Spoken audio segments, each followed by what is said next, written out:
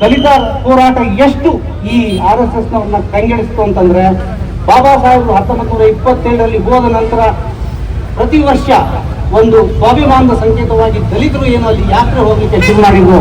ಅದು ಈ RSS ನ ಪೇಶ್ವೆಶಾಹಿಗೆ, ಬ್ರಾಹ್ಮಣ ಶಾಹಿಗೆ ನಡೆದು ಹೋಗ್ತಿತ್ತು. ಆಗ RSS ಇವತ್ತಿಗೂ ತನ್ನ ಗುರುಗಳು ಅಂತ ಕರೆಯುವ, ಮಾರ್ಗದರ್ಶಕರು ಅಂತ ಕರೆಯುವ MS ಸುಲ್ತಾನ್ ಗೋಲ್ವಾಲ್ಕರ್ ಒಂದು ಮಾತನ್ನು ಆಡಿದ್ರು. ಏನು ಅಂತಂದ್ರೆ, ಒಬ್ಬ ಹರಿಜನ ನಾಯಕ ಒಂದು ಎಷ್ಟು ಮೈಯಲ್ಲಿ ಜಾತಿ ಭೇದದ ದ್ವೇಷವನ್ನು ತುಂಬಿಕೊಂಡು ಹಿಂದೂಗಳ ಒಗ್ಗಟ್ಟನ್ನ ಕೆಡಿಸ್ತಾ ಇದ್ದಾನೆ ಅಂದ್ರೆ, ಆಗ ಭೀಮಾ ಕೋರೆಗಾಂವ್ಗೆ ಹೋಗಿ ಬ್ರಾಹ್ಮಣರಾದ ಪೇಶ್ವೆಗಳ ವಿರುದ್ಧ ಬ್ರಿಟಿಷರ ಸೇನೆ ಸೇರಿ ಪೇಶ್ವೆಗಳನ್ನ ಸೋಲಿಸಿದ್ದನ್ನ ವಿಜಯದ ಸಂಕೇತ ಅಂತ ಕರೀತಾನೆ. ಅದು ಅಸಹ್ಯ ಜೀತದ ಸಂಕೇತ.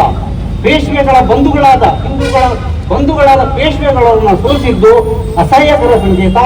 ಆ ಮನುಷ್ಯನಿಗೆ ತನ್ನ ನಾಯಕತ್ವದ ಬಗ್ಗೆ ಚಿಂತೆಯೇ ಹೊರತು ಈ ಹಿಂದೂಗಳ ಒಗ್ಗಟ್ಟಿನ ಬಗ್ಗೆ ಚಿಂತೆ ಇಲ್ಲ. ಆಗ ಅಂಧನಾಗಿದ್ದಾನೆ, ಮೈಯೆಲ್ಲ ವಿಕೃತಿಯನ್ನು ತುಂಬಿಕೊಂಡಿದ್ದಾನೆ ಅನ್ನೋ ಮಾತನಾಡಿ ಅಂಧಗಳನ್ನ ಮುಗಿಸಿದ್ರು. ಯಾವಾಗ 21ರಂದು ಜನವರಿ 1ರಂದು ಹೋಗಿದ್ದು, ಮಾರ್ಚ್ ನಲ್ಲಿ ಅವರು 17ನೇ ತಾರೀಕು ಮಹಾಡ್ನಲ್ಲಿ ಮಾಡಿದ್ರು. ನೆನಪಿಡ್ಬೇಕು, ಬಾಬಾ ಸಾಹೇಬರಿಗೆ ಹೋರಾಟ ಹಿಂಸೆಯ ಸಂಕೇತವಾಗಿರಲಿಲ್ಲ. ಯಾವಾಗ ಮಾರ್ಚ್ ನಲ್ಲಿ ಅವರು ಸತ್ಯಾಗ್ರಹವನ್ನ ಮಾಡಿದ್ರು, ಸತ್ಯಾಗ್ರಹವನ್ನು ಮಾಡಿ ಮೆರವಣಿಗೆಯನ್ನ ಹೊಗೆಸಲಿ ನೀರನ್ನು ಕೊಟ್ಟು ವಾಪಸ್ ಬರ್ತಿದ್ರು, ಮತ್ತೆ ಪೇಶ್ವೆವಾದಿಗಳು ಅವರ ಮೇಲೆ ಭಯಾನಕವಾದ ಹಲ್ಲೆಯನ್ನು ಮಾಡಿದ್ರು. ಹೆಣ್ಣು ಮಕ್ಕಳ ಮೇಲೆ ಕತ್ತಿ ತಲವಾರುಗಳಿಂದ ಹಲ್ಲೆ ಮಾಡಿದ್ರು. ಆಗ ಸಂಜೆ ಸಭೆ ಸೇರಿದಾಗ ಆ ಮಹಾತ್ಮ ಸಭೆಯಲ್ಲಿ 100 ಜನ ಮಹರ್ ಸೈನಿಕರಿದ್ರು. ಅವರು ಸೇನೆಯಿಂದ ಬಿಡಾರದಿಂದ ಆಗಷ್ಟೇ ಬಂದಿದ್ರು. ಅವರು ಎಷ್ಟು ಶುದ್ಧರಾಗಿದ್ರು ಅಂದ್ರೆ, ನಾವು ಮತ್ತೆ ನಮ್ಮ ಬಂದೂಕನ್ನು ತೆಗೆದುಕೊಂಡು ಅವರ ಮೇಲೆ ಹೋಗಿ ಹಿಂಸೆಯನ್ನ ಮಾಡ್ತೇವೆ ಅಂತ. ಆಗ ಬಾಬಾ ಸಾಹೇಬ್ ಹೇಳಿದ್ರು, ಹಿಂಸೆ ಕೂಡುದು, ನಾವು ಏನಿದ್ರು ದಲಿತರು ಒಗ್ಗಟ್ಟಾಗಿ ಜನಜಾಗೃತಿಯಿಂದ ಸಮಾಜವನ್ನು ಬದಲಿಸಿ ಜಾತಿಯನ್ನು ಕಿತ್ತಾಕ್ಬೇಕೇ ಹೊರತು ಇನ್ನೊಬ್ಬರನ್ನ ಕೊಂದು ನಾವು ವಿಜಯವನ್ನು ತಂದ. ಅದು ಅಂಬೇಡ್ಕರ್ ಸ್ವಾಭಿಮಾನ. ಮಹಾರರ ನೆನಪಿನ ಬರೀ ಸಶಸ್ತ್ರ ಹೋರಾಟವಾಗಿದ್ದರೆ ಅವತ್ತು ಅಂಬೇಡ್ಕರ್ ಸಶಸ್ತ್ರ ಹೋರಾಟಕ್ಕೆ ಕರೆಕೊಡ್ತು. ಅದನ್ನ ಮಾಡಲಿಲ್ಲ. ಅದು ಅಲ್ಲಿಗೆ ಮುಗಿದೋಯ್ತು ಅಂತ ಅನ್ಕೋಬೇಡಿ.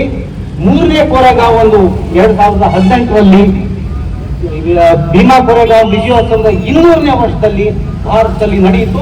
ಅದನ್ನು ಕೂಡ ಆ ವಿಜಯೋತ್ಸವದ ಆಚರಣೆ 200ನ ವಿಜಯೋತ್ಸವದ ಆಚರಣೆಯನ್ನ ಪೂನಾದಲ್ಲಿ ಎಲ್ಗಾರ್ ಪರಿಷತ್ ಅಂತ 250 ದಲಿತ ಸಂಘಟನೆಗಳು ಸೇರಿ ಎಲ್ಗಾರ್ ಪರಿಷತ್ತನ್ನು ಒಂದು ವೇದಿಕೆಯನ್ನು ಕಟ್ಟಿಕೊಂಡು 31 ಡಿಸೆಂಬರ್ 2017ರಂದು ಪೂನಾದ ಶನಿವಾರವಾಡಿಯಲ್ಲಿ, ಯಾತಕ್ಕೆ ಅಂದ್ರೆ ಅದು ಪೇಶ್ವೆಗಳ ಪುಣೆ, ಪೇಶ್ವೆಗಳ ಅಧಿಕಾರ ಕೇಂದ್ರ, ಅಲ್ಲಿ ಜನ ಸೇರಿ ನಾವು ದಲಿತರ ಸ್ವಾಭಿಮಾನಕ್ಕಾಗಿ ಮತ್ತು ದಲಿತರ ಮೇಲೆ ನಿರಂತರವಾಗಿ ನಡೀತಿರುವ ಶೋಷಣೆ ವಿರುದ್ಧವಾಗಿ ಸಂಘಟಿತವಾಗಿ ಹೋರಾಟ ಮಾಡ್ತೇನೆ ಅಂತ ಒಂದು ಸಭೆಯನ್ನು ಕರೆದಿದ್ದು.